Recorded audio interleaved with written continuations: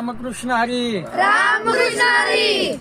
मान खटावच्या भूमीमध्ये ऐतिहासिक सोहळा वैष्णवांचा महामेळा. खऱ्या अर्थानं खटाव मानच्या भूमीत प्रथमच एक अद्वितीय असा सोहळा संपन्न होत आहे. या सोहळ्याचं निमंत्रण मान खटावच्या वतीनं संपूर्ण सातारा जिल्ह्याला देण्यात येत आहे. भव्य दिव्य अखंड हरिनाम सप्ताहात आता अभूतपूर्व ग्रंथराज ज्ञानेश्वर पारायण सोहळ्याचं आयोजन करत आहोत. या सोहळ्याचं वैशिष्ट्य आहे, जेवढ्या ज्ञानेश्वरीमध्ये ओव्या तेवढेच वाचक म्हणजे 9032 वाचक बसून हा सोहळा संपन्न होणार आहे. सोहळ्याची तारीख आहे 24 मे 2026 ते 31 मे 2026 या कालावधीमध्ये अधिक मासाच्या पर्वणीमध्ये हा सोहळा संपन्न होणार आहे. या सोहळ्याचं अजून दुसरं वैशिष्ट्य आहे की या सोहळ्यामध्ये 1100 टाळकरी असतील, 51 पकवाज अधिक 51,000 भाविकांच्या उपस्थितीमध्ये हा सोहळा संपन्न होणार आहे.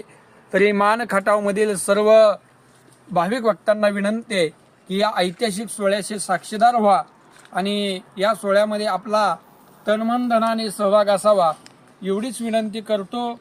आणि या सोहळ्याचे आयोजक वेदावती मानगंगा पारायण सोहळा समिती, समस्त ग्रामस्थ मान खटाव, मुंबईकर, पुणेकर, वारकरी संप्रदाय या आहेत.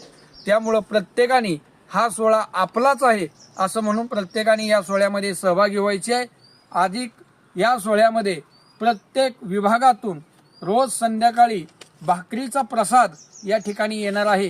त्यामुळं प्रत्येक भाविक भक्ताची जबाबदारी आहे, प्रत्येक कुटुंबाची जबाबदारी आहे की ज्ञानोबाराय तुकोबारायांच्या सोहळ्याकरता आपल्या घरातील भाकरीचा प्रसाद जाणं म्हणजे खऱ्या अर्थानं ज्या काळात ज्ञानोबारायांनी माधुगिरी मागितली आणि आजही पुणे विभागामध्ये त्या प्रत्येक घरातली एक भाकरी माझ्या ज्ञानोबाराय करता पहिली बनवली जाते. आपल्याला ही संधी चालून आलेली आहे म्हणून आपण सर्वांनी आपल्या ज्या दिवशी आपल्या विभागाचा प्रसाद असेल त्या दिवशी आपल्या घरातली एक तरी भाकरी ज्ञानोबारायांच्या सोहळ्याकरता जावी एवढंच आव्हान आम्ही या माध्यमातून करू इच्छितो. आणि समस्त ग्रामस्थ खटावकरांच्या वतीनं संपूर्ण सातारा जिल्ह्याला हे निमंत्रण आहे. तर सातारा जिल्ह्यातील थोर वारकरी भाविक भक्तांनी या कार्यक्रमाचा आस्वाद घ्यायचा आहे एवढीच विनंती करतो. थांबतो. रामकृष्ण हरी. रामकृष्ण हरी.